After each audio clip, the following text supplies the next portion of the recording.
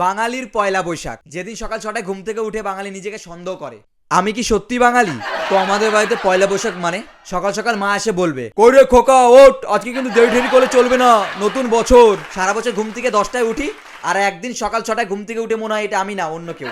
আর মার মুখে সকালের গান, এসো হে বৈশাখ। আমি যদি ঘুম থেকে না উঠি তখন মা আরো ভলিউম দিয়ে বলে, এসো হে বৈশাখ, এসো হে বৈশাখ, তাও আবার আমার কানে কাছে কি। আর তখন ঘুম ভাঙলে আমি বলি, মা তোমার বৈশাখ এসে গেছে, আমাকে একটু ঘুমাতে দাও। মাকে বলি, মা এই পয়লা বৈশাখ তো কতগুলো বছর পার হয়ে যাবে, তাহলে এবার পয়লা বৈশাখে নতুন বোমা আনি তোমার জন্য।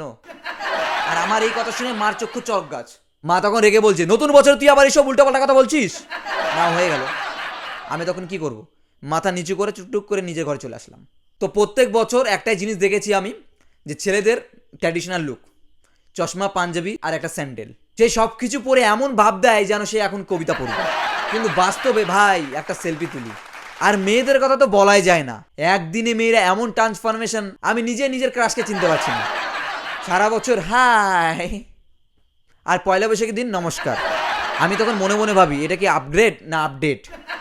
পয়লা বৈশাখের দিন হালখাতা, দোকানদার এমন বিহেভিয়ার করে যেন আমাকে ফ্রিতে মিষ্টি দিচ্ছে, কিন্তু ভিতরে ভিতরে আজ না কাল থেকে তোকে ব্লক।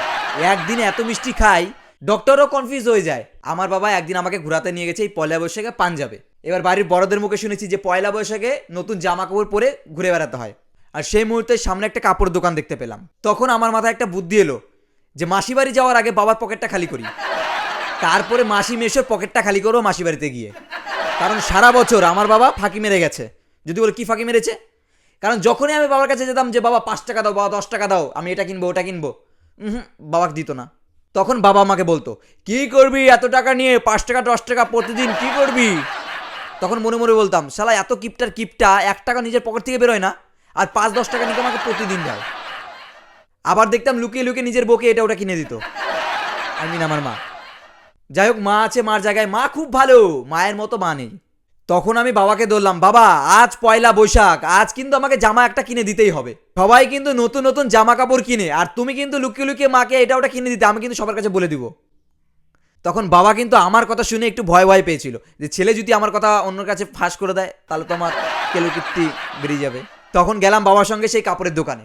এবার কাপড়ের দোকানে তো গেলাম, ঢুকলাম আমি আর বাবা। কাপড়ের দোকানে দেখি বেশ কাস্টমার আছে এবং দুজন দোকানদার, আর আমরা কিন্তু গেছিলাম পাঞ্জাবে।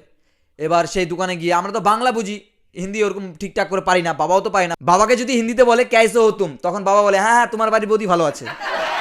দোকানদারকে বাবা বলল যে দাদা আমাকে 2টো পাঞ্জাবি দেখান। তখন দোকানদার বাবার সামনে এসে বলছে, আমি তো পাঞ্জাবি।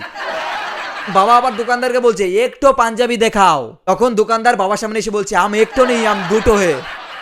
বাবা কিন্তু কনফিউজ, আর আমি তখন বাবার দিকে হা করে তাকিয়ে আছি। বাবা কিন্তু পাঞ্জাবের একটা কাপড়ের দোকানে গিয়ে পাঞ্জাবি চাইছে, বলছে আমি তো পাঞ্জাবি। এবার আমরা চাচ্ছি যে পাঞ্জাবি যে একটা জামা পরে সরস্বতী পুজোতে, দুর্গা পুজোতে ঘুরে বেড়ায়, সে পাঞ্জাবির কথা। তখন সেই দোকানদারটা আমাকে বললো, এ পুত্তর তুমকো কিয়া চাইয়ে তুম বলো। আমি তখন মাথায় দিয়ে বলছি, কিয়া বলো। আমিও তো নিজেও জানি না যে হিন্দি কি, আমি তো ঠিকঠাক বুঝতে পারছি না যে ও হিন্দিতে কি বলছে।